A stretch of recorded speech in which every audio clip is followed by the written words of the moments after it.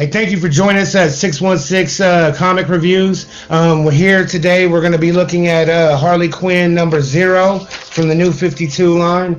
Of course, I'm going to read it in a trade paperback because my real comics don't ever come out the sleeves. So join us right back in just a minute. Thank you.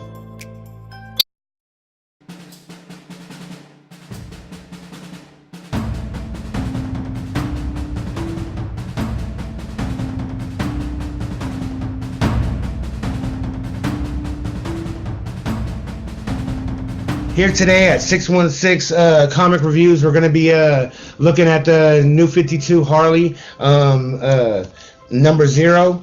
This particular comic is probably one of my favorite in the line. I think the art is particularly good, mostly because it's meant to be different through every panel. There's 19 artists in this comic that write it or that are involved. It's written by Amanda Connor and Jimmy Palmiotti, who at least through this series, what I've read of them, I really like. I think Harley Quinn is probably one of my favorite characters.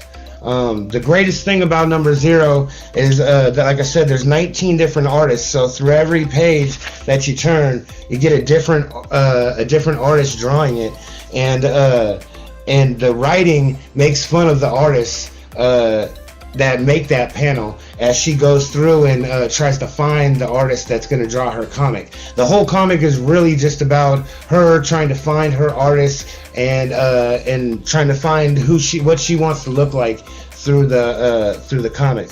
So it goes through panel to panel. She makes fun of all the different artists that are involved. The funny thing about it is the only one who seems to get out unscathed is Jim Lee. I think there's one other one I can't doesn't come to mind at this moment. But the art is particularly it's good, and like I said, it's different. You know, you see a little bit different art in every single panel, but it's all kind of cutesy and it's all very Harley Quinn in my opinion.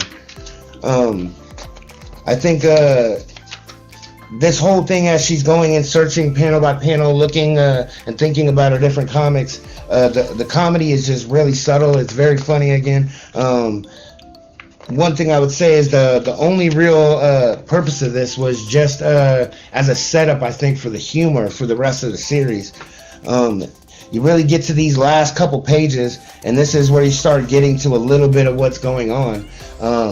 She's received a bomb and it tries to blow her up, and after she survives, she has a car that screeches up next to her, and a lawyer named Robert Coachman pulls up, and he hands her a card and tells her that that an old client of his, an old patient from Arkham Asylum, had a building, and that when he passed, he had left it to her in his will.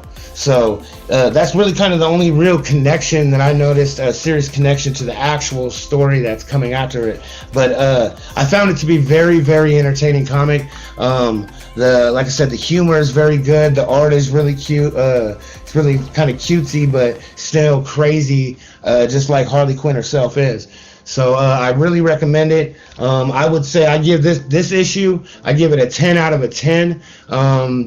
You can tell me what you think in the description, but I found it to be probably one of the best ones that I read in the whole series. So like, subscribe, share, please. We appreciate any support you give us. We're a fresh channel, just starting out. This is the first comic review. So get back to us, and we'll see you next time.